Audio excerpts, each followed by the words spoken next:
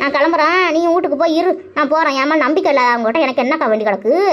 ஐயோ, இருக்கிறவங்க ஒருத்திதான். இவளையும் நம்ம ஏதோ எசக்க பசக்க கேட்டு கோச்சிக்கிட்டு போகிறாள. என்னப்பா இது, நமக்கு வாயில தான் சனியாக இருக்குன்னா பேசுகிற எல்லாரும் அப்படி தான் புரிஞ்சுக்கிறாளோ. சரி, இருக்கட்டும் இவளை எப்படியா சமைச்சு நம்ம கூடவே தான் வச்சுக்கணும். நம்மளும் என்னத்தை கேட்டோம் அதுக்குன்னு போய் கோச்சிக்கிட்டா பாரு. ஏட்டியா, நான் என்னத்தை கேட்டு விட்டோன்னு நீ இப்போ என்ன கோச்சிக்கிட்டு நிற்கிறியா? ஏட்டி பங்கசம், உன்னை கூட பிறந்த அக்கா தங்கச்சி மாரினா நம்ம பழகிட்டு இருக்கிறோம். அழுக்கு என்னமோ என்னடி இப்படி நீ பெரிய விஷயமா ஆக்கிவிட்டியா? நான் உன்னை என்ன உரிமையில கூட திட்டக்கூடாதா டீ?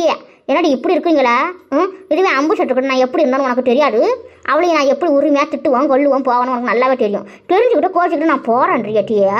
என்னடி நீ வர இப்படி பண்ணுறியா? கொஞ்சம் கூட ஐயா ஏட்டியா, நம்ம 2 பேருக்குள்ள என்னைக்கு சண்டை சச்சரவே வரக்கூடாது டீ.